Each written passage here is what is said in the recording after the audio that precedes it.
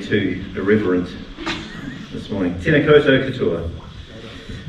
Ko United Kingdom aho, ko Bennett toko whanau, ko Andrew toko ingoa.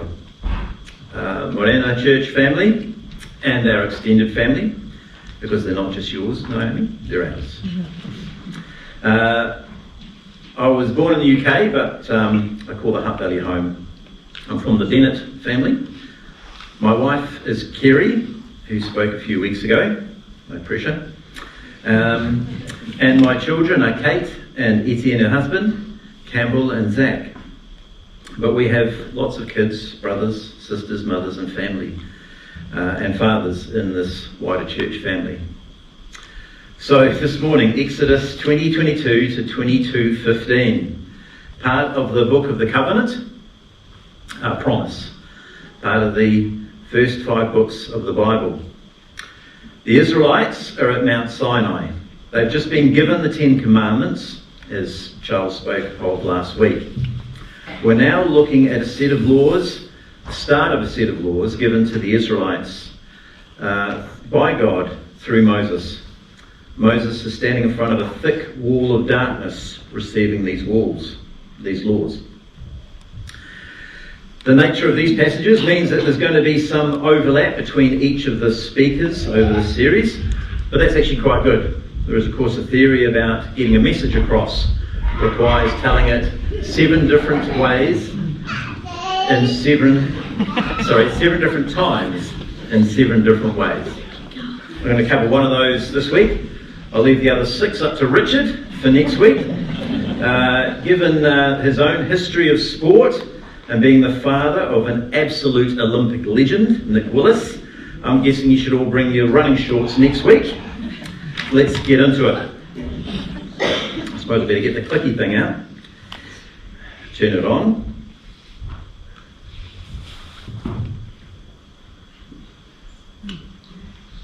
Okay, so Charles, as he noted last week, is a researcher. I'm a software architect.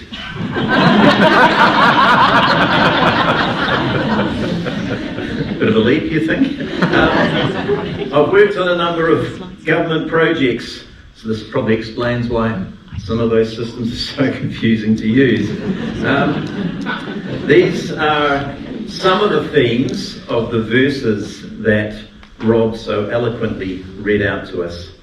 This started off as a mind map. Kerry and I have been telling Zach many times when he's faced with some difficult essay, do a mind map.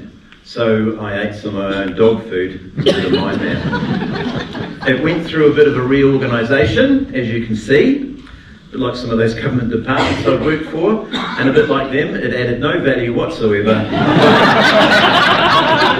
Looks nicer on my CV, I think. We're going to charge through from bottom right, down here, clockwise around God, ending up on the main theme. And I'm guessing that cross up there probably gives away the main theme. Right.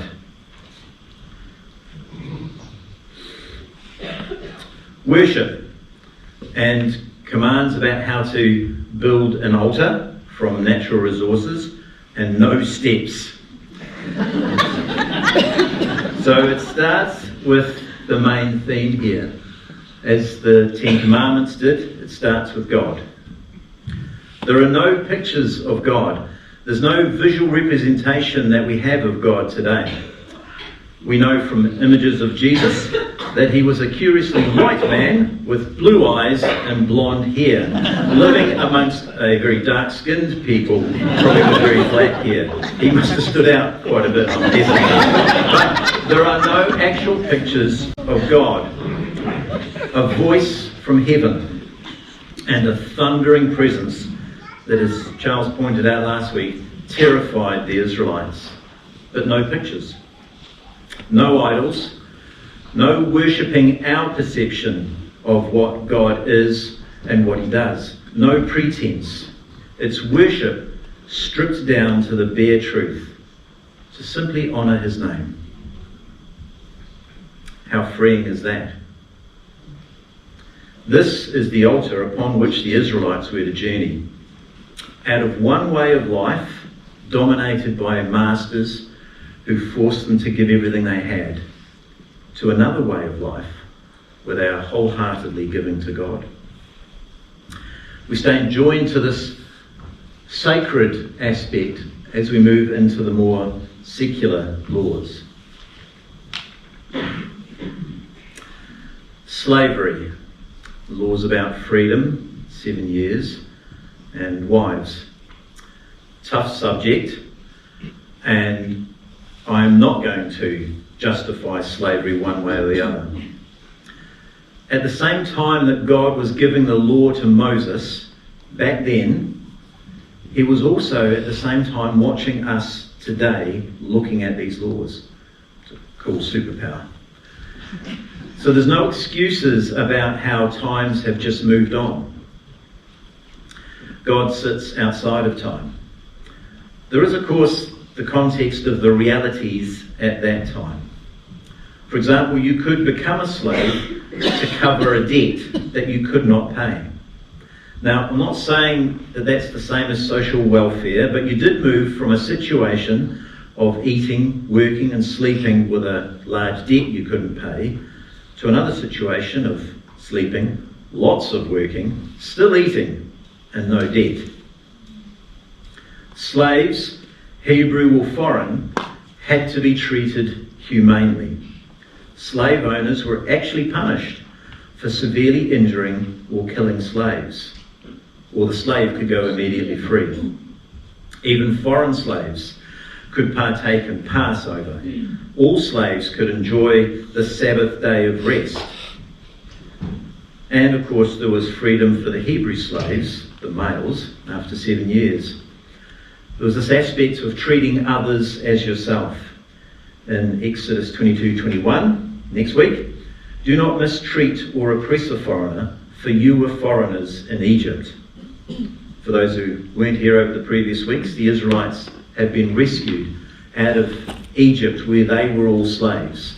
And this is the story of the parting of the sea and so on. And they've been brought out to Mount Sinai where they're now being given the law.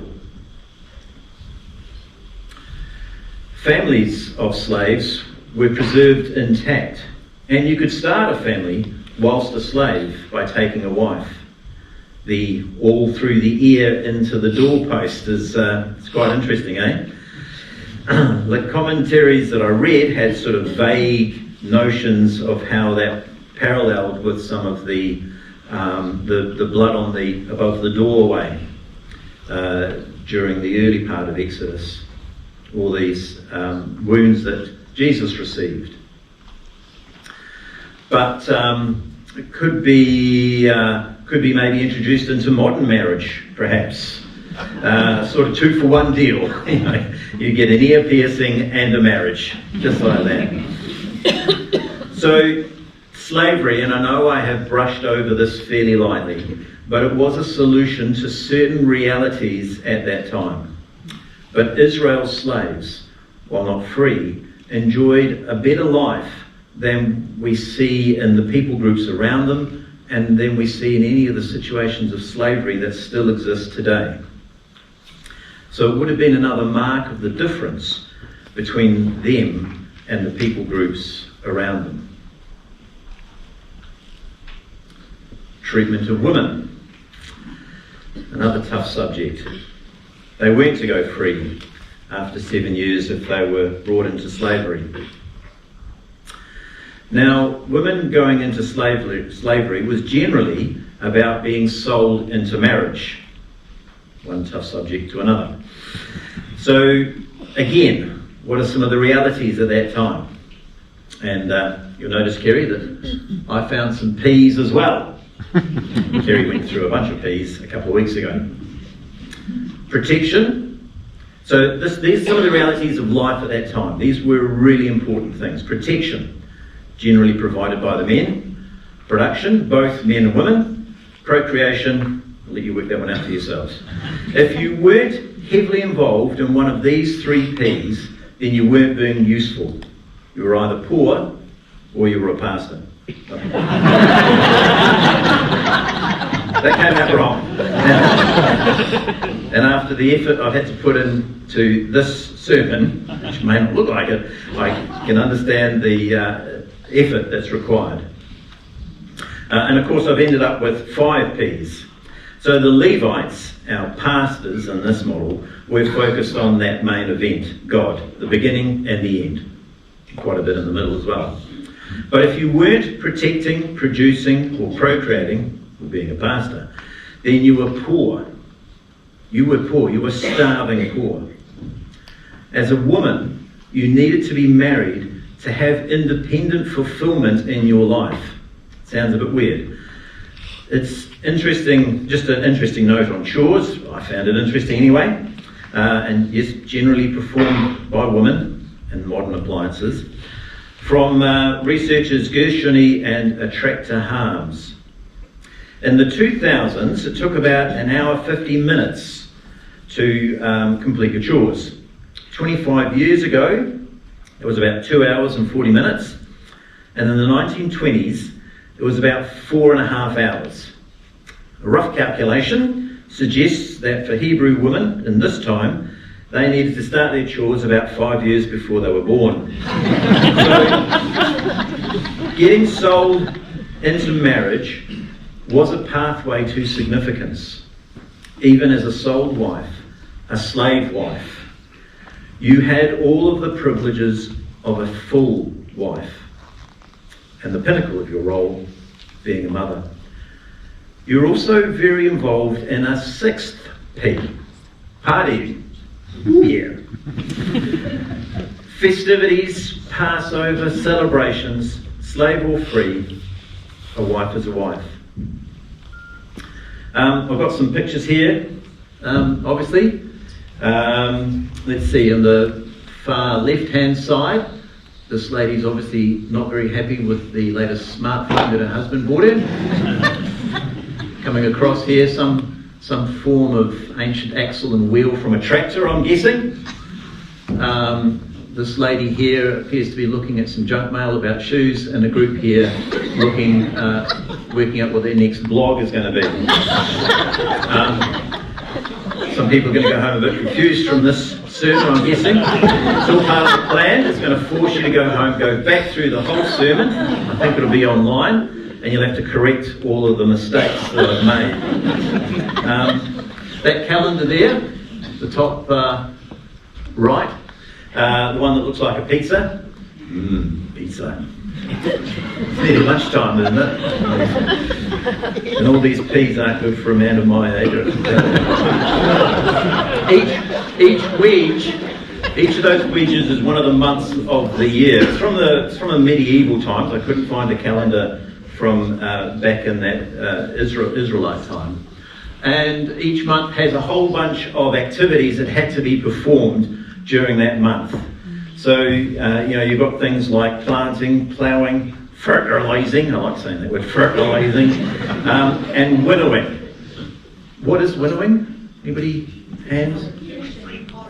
Threshing. That's explained it for me.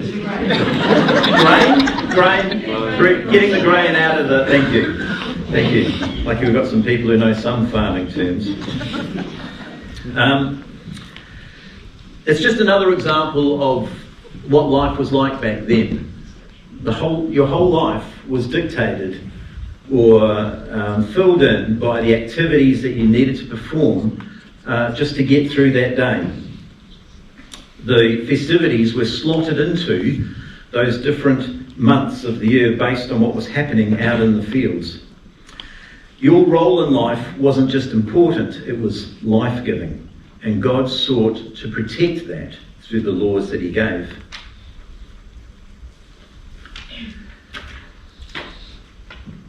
There's a whole lot of laws about injury to people, to animals, to property.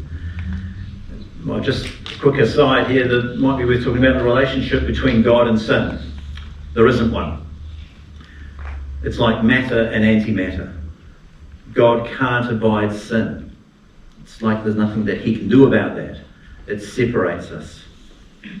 So all of this story is about how he's brought us back to him, despite our sin. There's a real indicator of God's nature here. There's the absolute around outcomes. If somebody has been died, a penalty has to be paid. If there's an injury, a penalty has to be paid, even if that injury is to a slave. The slave's personhood was still maintained. But there's also that personal element. What was your intent? What did you know about your bull? Why did you do something? These things were important to God. The cities of refuge for unintentional manslaughter. And the fact that if you did know that your bull was actually quite an obstreperous animal, then that meant there was a different punishment. Breaking into someone's house at night versus the daytime, obviously at night everybody's asleep. All your kids are in the house. All of your standard protections are down. You are going into a house and doing something illegal at the time when it's at its most vulnerable, when there's the highest risk of injury and death, and the penalty is correspondingly high. The aspects listed in these laws are important. As Rob said, there's a lot about bulls. But this is actually really important. These things are your livelihood. Your bull or ox or field, that keeps you eating the next day, the next month. So these things that the laws talk about, we're talking about the really important things that were going on. This is not quite the same as your second car getting dinged up. Makes a difference. And note also that the role of mother and father, between mother and father, is not distinguished here. They're both as important as the other. The injuries against your parents here are apparently severe injuries. We're talking about striking forcibly to injure or even to kill your parents, to revile your parents through cursing them to the point of wishing God's curse on them. But it's absolute hatred that we're talking about being expressed here, verbal harm. There are not a lot of specific principles that any of the commentators that I read felt were worth bringing into today as a lesson, per se. Some of the parallels are simply not there anymore, but the need for restitution does carry through to today. For victims to be restored to the state that they were at before the crime. But generally no more than that. An eye for an eye does not allow a personal vendetta to be carried out unchecked. There is a limit.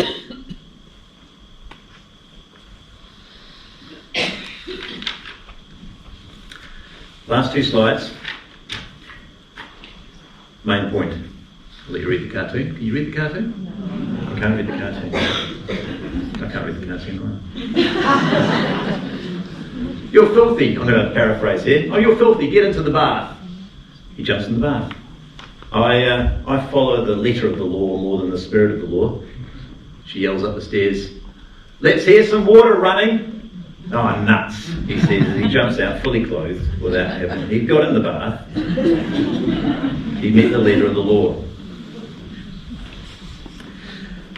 Now, various scholars have noted the similarity between the 613 odd commandments given through Genesis through to Deuteronomy and other legal systems that existed at the time. That's what that word contemporaneous means. And yes, I did have to Google it to make sure I got it right. There was the Sumerian code of Ur-Nammu, Babylonian code of Hammurabi, and they predated the law of Moses and had some striking similarities, like an eye for an eye. It's a reason for some to suggest that laws were originally given by man and not by God. Of course, there's a few problems with that. God also created Ur-Nammu and Hammurabi. Our very nature was built in God's image, so of course they're going to be similar. You like that? God's law started, and the similarities between these laws and the law given to Moses actually helped to highlight the differences. God's law started with and ended with him. The offences were against God. Punching the person down the road who stole your bread, never had a kind word to say to you, was justified in these other law systems. But when that offence is seen as being against God, then you deal with that person in a whole different way. God's mercy, another difference. The cities for refuge for unintentional manslaughter, allowances for mitigating the punishment based for a particular outcome based on what your intention was. Many of those other laws had the king as the final arbiter. God was the final arbiter in the law given to Moses.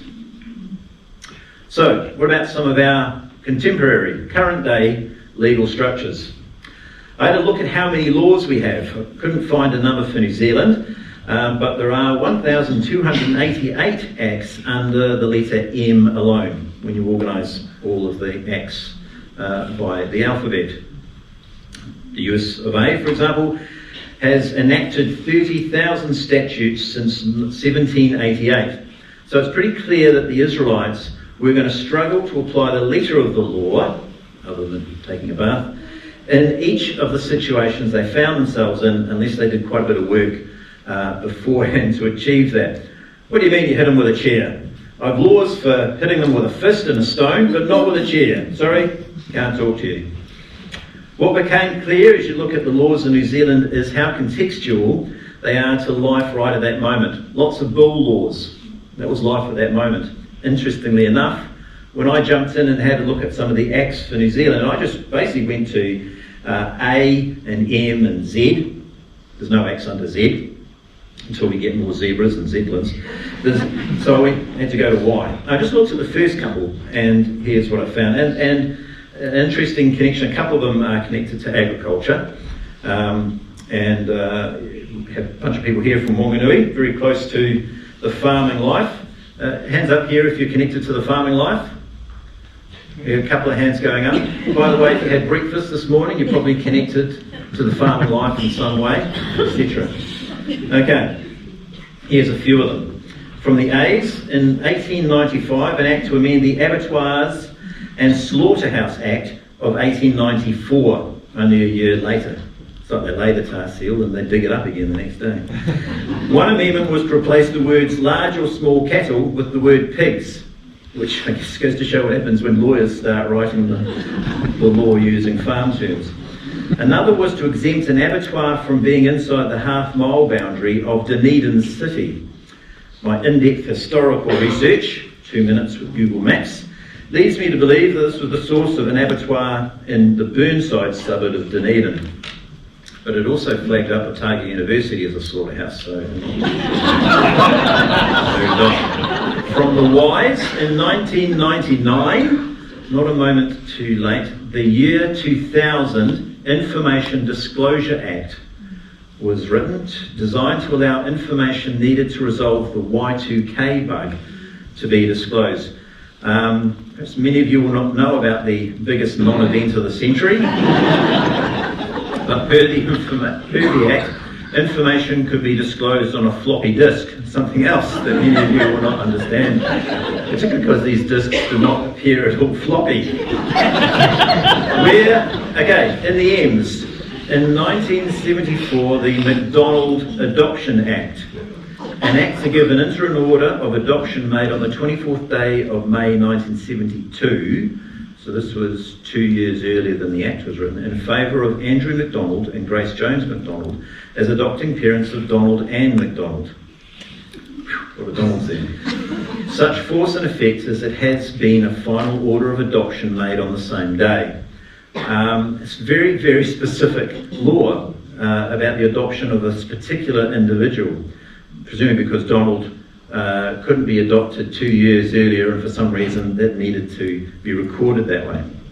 But my favourite act, the Margarine Act of 1895, including the fact that it shall be the duty of every manufacturer of margarine to cause every keg, box or package containing margarine to be distinctly branded and durably branded or marked margarine on the top and on one side in printed capital letters not less than 1.5 inches square before the same leaves his premises. Just shows the power of the dairy industry, I'd say. There's also this. The governor may from time to time appoint such inspectors and other officers as he deems necessary for the administration of this act. So what do you do? Well, I'm a duly appointed margarine inspector. Open your fridge! So, contemporary laws.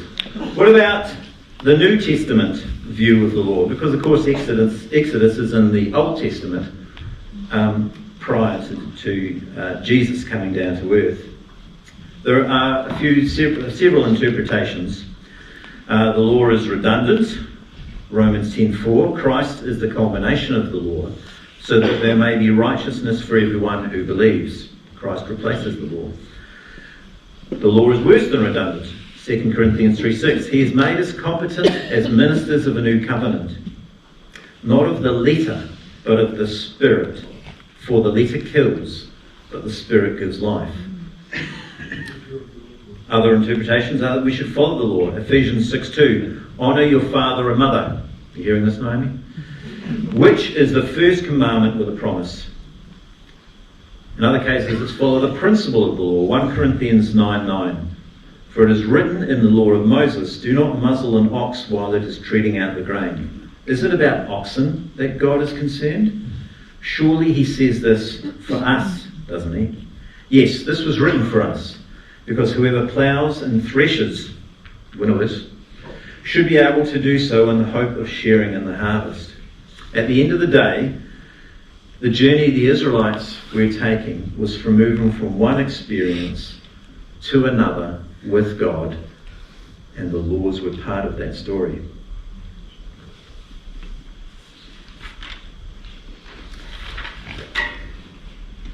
Charles noted last week that the Israelites may have known the 10 Commandments as the 10 words, the Decalogue.